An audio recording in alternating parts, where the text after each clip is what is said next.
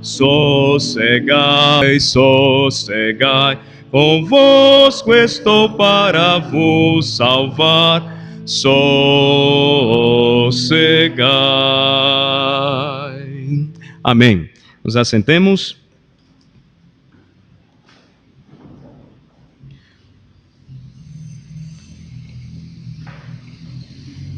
Nós temos estudado este assunto já há um bom tempo, que fala sobre a ascensão de Jesus ao céu depois dele ter ressuscitado. A Escritura nos diz que após Jesus Cristo ressuscitar dos mortos ao terceiro dia, passando um período específico de tempo com os seus discípulos o viram subir ao céu, voltar à presença do Pai. E percebemos que quando Jesus assumiu a natureza humana, ele então ficou impossibilitado, humanamente falando, assim como nós, de se fazer presente em todos os lugares, como nós também não podemos em corpo. Mas com isso, nós não queremos dizer, e a Escritura nos mostra e nos ensina, Jesus não ficou limitado ao tempo, não ficou limitado aos lugares no que diz respeito à sua presença divina e espiritual. Ele é verdadeiro homem, mas antes e na eternidade sempre foi verdadeiro Deus. Como verdadeiro Deus, o Senhor Jesus então se faz presente em todos os lugares por meio do seu Santo Espírito. Então, onde Jesus se encontra hoje, aprendemos juntos, ele está à mão direita de Deus Pai, Todo-Poderoso, de onde há de vir para julgar os vivos e os mortos. Então, a Escritura nos ensina, Cristo está lá, do mesmo modo que ressuscitou, e fazendo contínua intercessão por nós. Diante de Deus, Jesus Cristo lá está, do Pai. E como ele então se faz presente no meio da igreja? Como ele pode estar aqui? Como ele pode estar nos outros lugares do planeta? Como ele pode habitar nos corações dos crentes? Através da presença do seu Santo Espírito. A sua presença espiritual está conosco. Então, quando ele concluiu que estaria conosco todos os dias até a consumação do século, que quer dizer a sua volta, ele não falou algo sem sentido, porque os discípulos não veriam, porém o sentiriam. Os discípulos não ouviriam mais fisicamente a sua presença falando, mas o ouviriam todas as vezes que a sua palavra escrita fosse lida, fosse anunciada.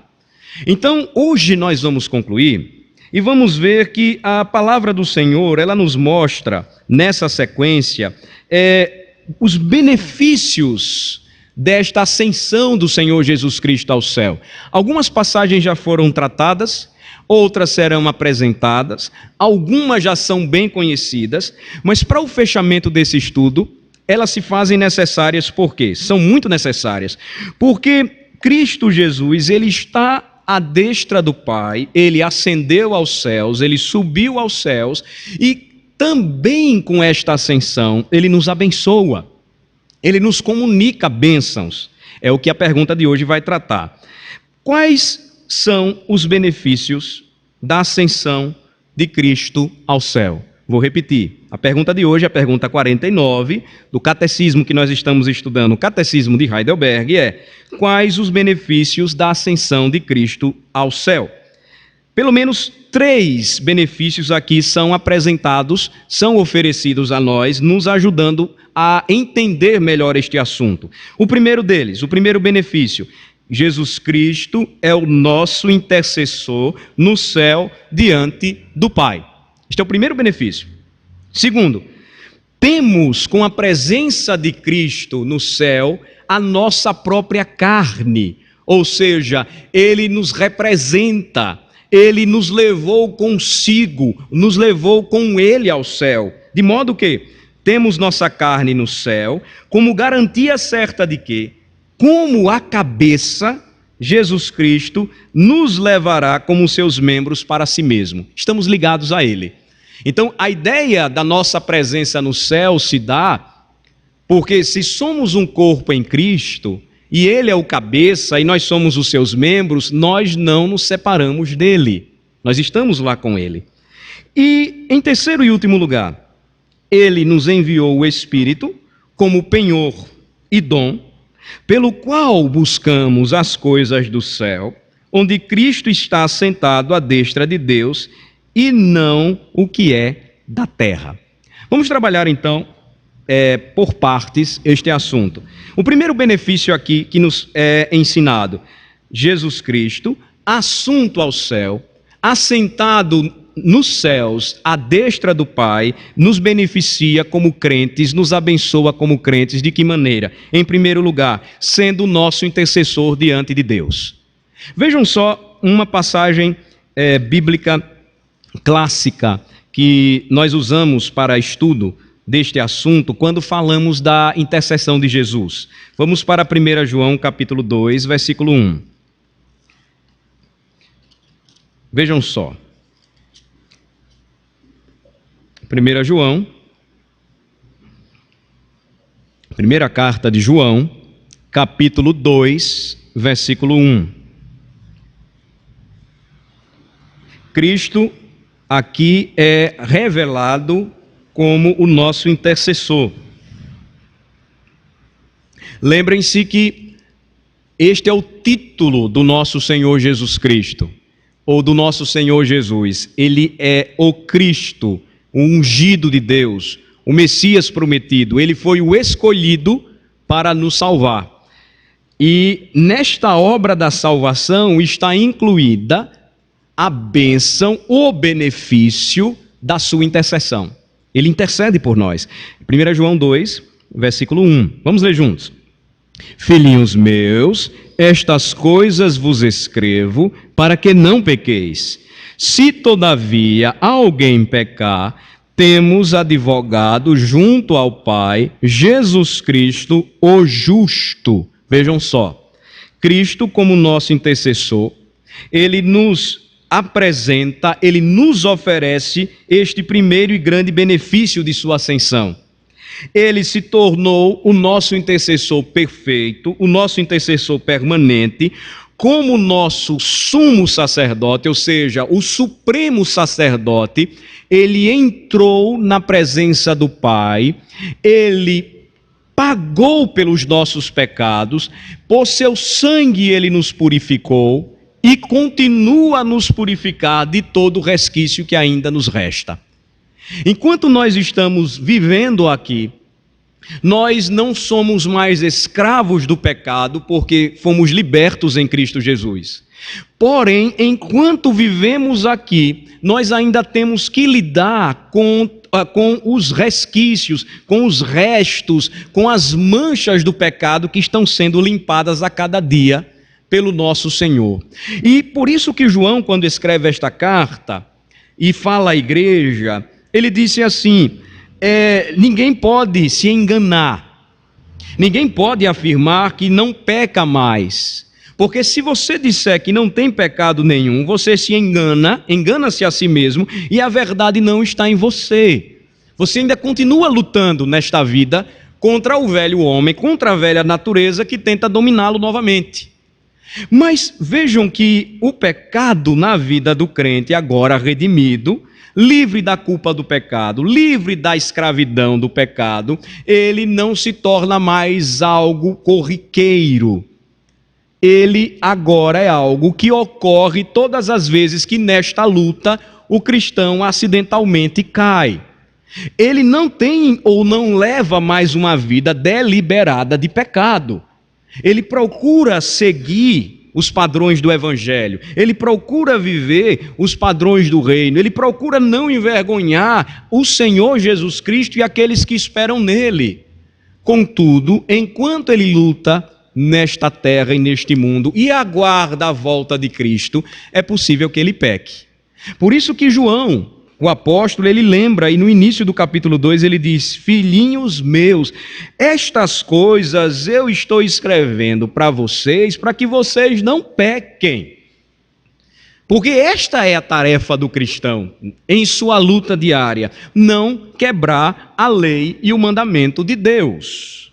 Se, todavia, alguém pecar, porque ele já havia dito antes que ninguém pode dizer que não tem pecado nenhum, lembrem-se, temos advogado junto ao Pai, Jesus Cristo, e ele é também conhecido como o justo, ou seja, aquele que jamais pecou, não cometeu pecado algum. Aquilo que o livro de Jó descreve daquela prestação de contas de Satanás diante do Pai, do que ele anda e do que ele faz, ela ainda acontece. Nós não podemos nos enganar. Satanás, embora em ato de rebeldia contra Deus, assim como um homem sem Deus vive em rebelião, vive em desobediência, ele não deixa de prestar contas ao Senhor, porque o Senhor é justo e reto juiz e nada foge ao seu controle. E Satanás, do mesmo modo que naquele dia que foi prestar contas ao Senhor, ele perguntou: por onde você andava? E ele disse de passear pela terra e rodear por ela, para ver se encontrava mais alguém para engolir, como aquele leão que anda ao redor do homem para tentar devorá-lo. Ele então ouve da parte do Senhor o seguinte: você já viu meu servo Jó? Você já percebeu como é o seu procedimento? Você já viu como é que ele vive, como é o seu comportamento? E no livro de Jó nós percebemos um pouco como é que Satanás age. Satanás chega e diz: ele é assim, Senhor, porque o Senhor dá tudo para ele, nunca aconteceu nenhum problema na vida dele.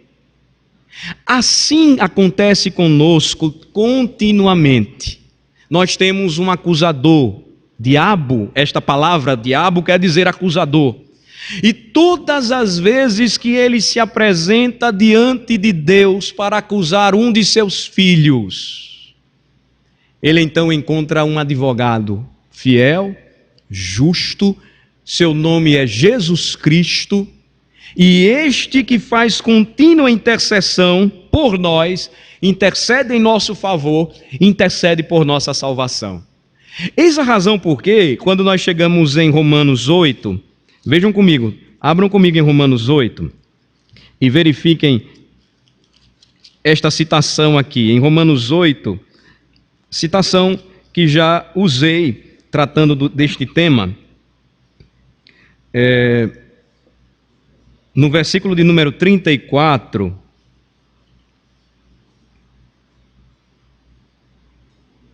o apóstolo Paulo ele usa este argumento para lembrar aos crentes que se Deus é por nós, quem pode se levantar contra nós?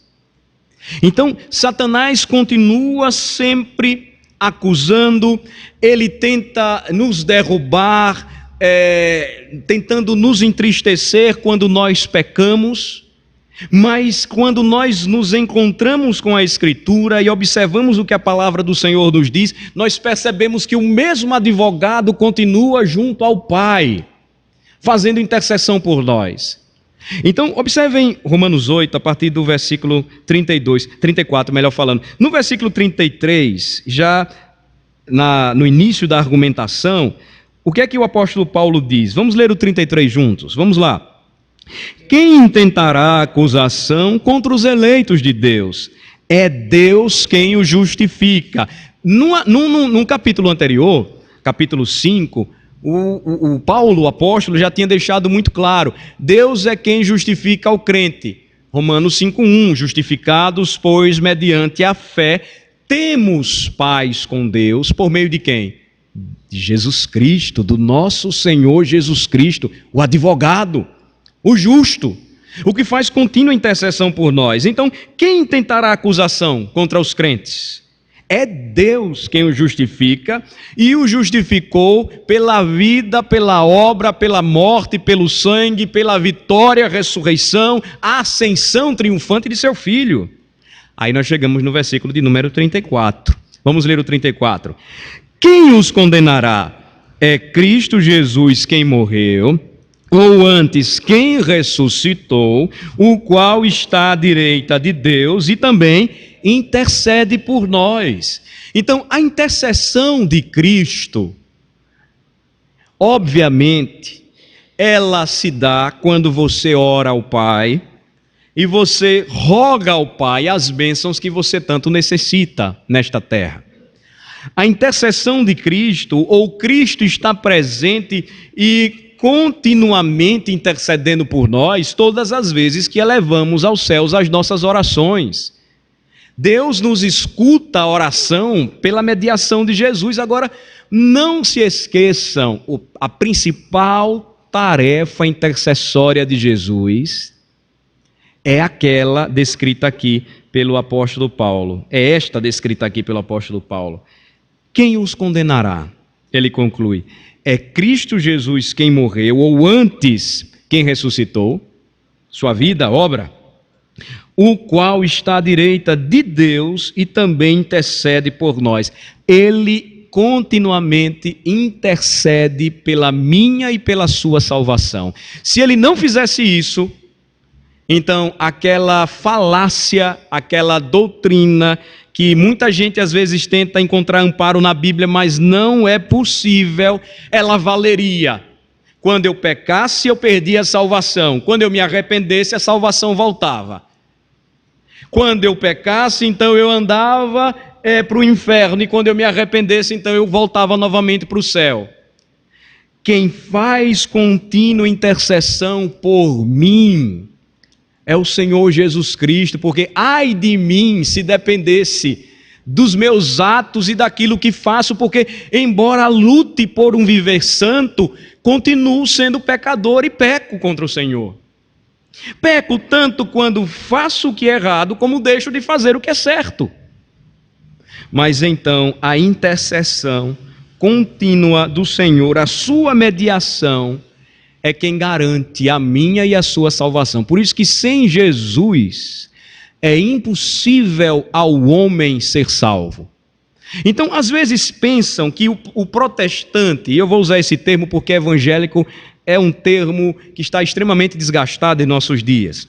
Vamos retornar aos marcos antigos. O protestante às vezes é acusado de rejeitar a vida e a obra de santos homens de Deus do passado. Não é verdade. Nós reconhecemos, inclusive estudamos, sabemos, louvamos a Deus por esses homens, João, Paulo, Pedro, Maria. A grande questão é que nenhum deles teve poder para salvar a si mesmo e para salvar os outros, porque todos aguardavam um Salvador. O canto de Maria é maravilhoso, quando ela diz: a minha alma engrandece ao Senhor, o meu espírito se alegra em Deus, meu Salvador. Todos dependendo de um só homem, verdadeiro Deus, verdadeiro homem, o único intercessor e mediador entre Deus e os homens. Seu nome é Jesus. Não há outro nome dado entre os homens, diz a Escritura, pelo qual importa que nós sejamos salvos. Então, ser bíblico não quer dizer que nós estamos agora tirando das pessoas o direito de procurarem outros caminhos. Ser bíblico é alertar ao homem para a realidade que só existe um caminho, uma verdade, uma vida, e o seu nome é Jesus Cristo.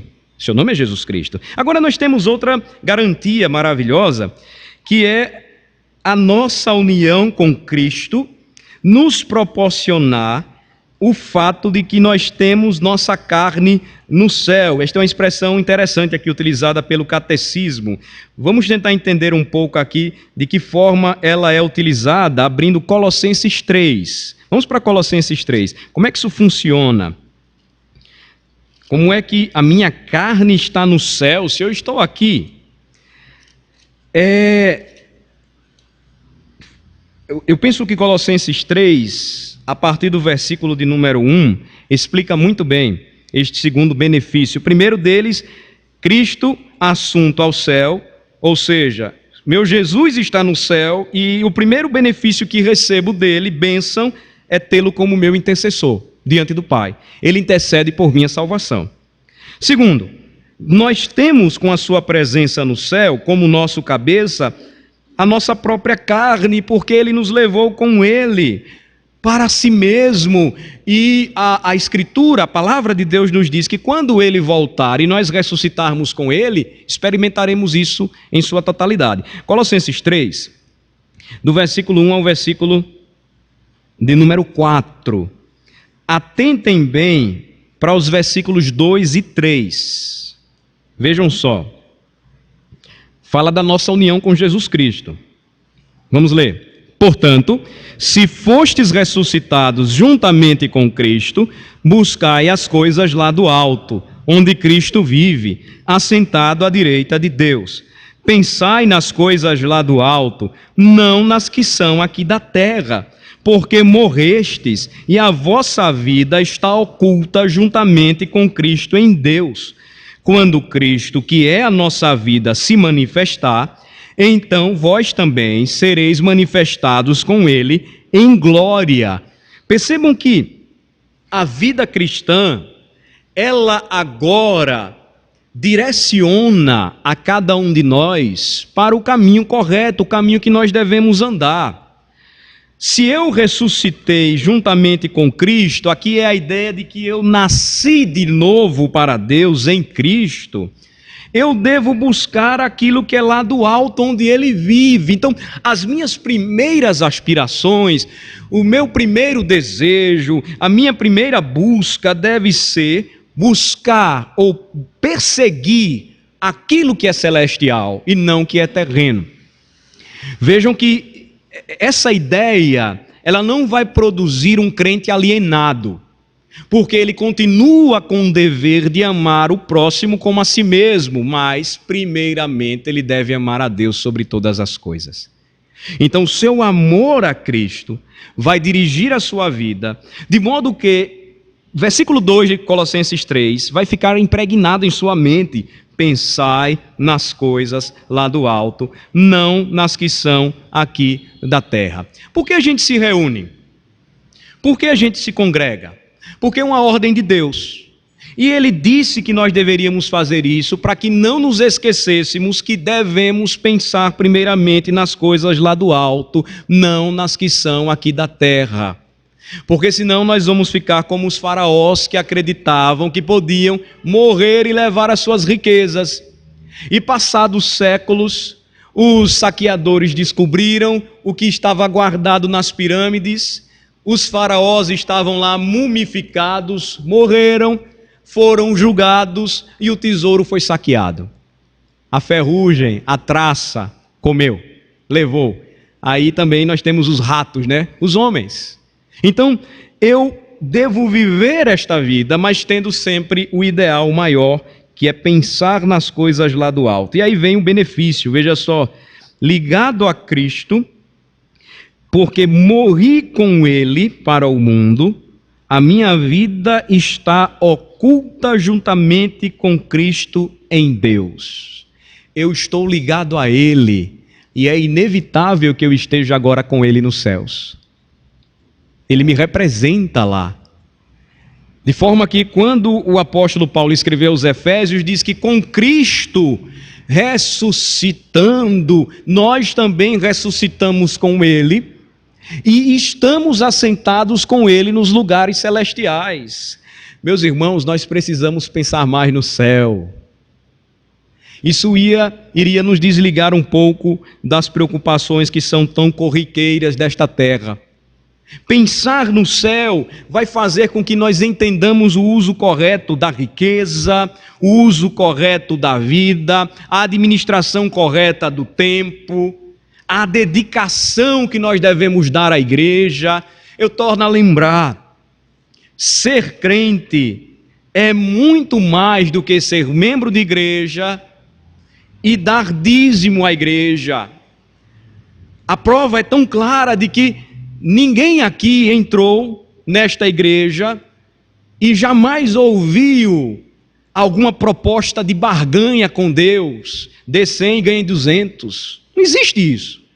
Ser crente é fazer parte da família de Deus, é reunido com Deus, obviamente, participar da obra, e participar da obra envolve dividir e repartir o pão, e contribuir também é parte. Mas ser crente é unir-se com outros crentes, adorar a Cristo e preparar-se para o céu, pensar no céu, lembrar que com Jesus Cristo a nossa carne já está com Ele. E isso nos leva para o último ponto, eu vou encerrar, que nos diz, em terceiro lugar, que o benefício também da presença de Cristo nos céus é de que, porque Ele foi para a presença do Pai, Ele pôde nos enviar o Espírito Santo como um penhor, como um dom, pelo qual nós buscamos as coisas do céu, onde Cristo está sentado à destra de Deus, e não que é aqui da terra.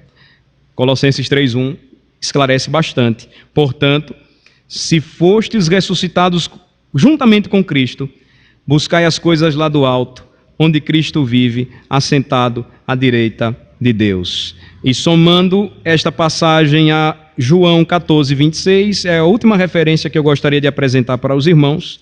Vamos para o Evangelho de João, o Evangelho 14:26, nos diz, nós temos aqui as palavras do Senhor Jesus.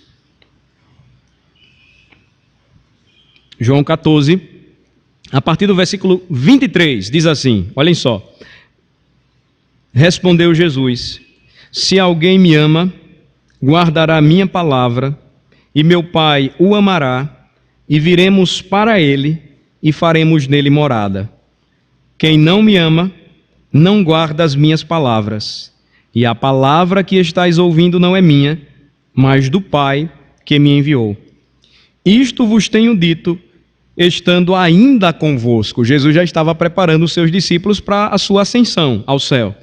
Versículo 26, vamos ler juntos. Mas o Consolador, o Espírito Santo, a quem o Pai enviará em meu nome, esse vos ensinará todas as coisas e vos fará lembrar de tudo o que vos tenho dito. E aí Jesus conclui dizendo: deixo-vos a paz, a minha paz vos dou. Não vou-la dou como a dá o mundo. Não se turbe o vosso coração, nem se atemorize. O benefício último que nós apresentamos aqui é de Jesus ter nos dado o seu Espírito, e através do seu Espírito, que é um penhor da nossa salvação, porque com o nosso Espírito ele testifica que nós somos filhos de Deus, nós temos então o coração inclinado a pensar nas coisas lá do alto. Agora lembremos, irmãos, se o nosso coração estiver tão preso a este mundo, é possível que apaguemos o Espírito. Em que sentido? O Espírito vai ser eliminado por nós? Não.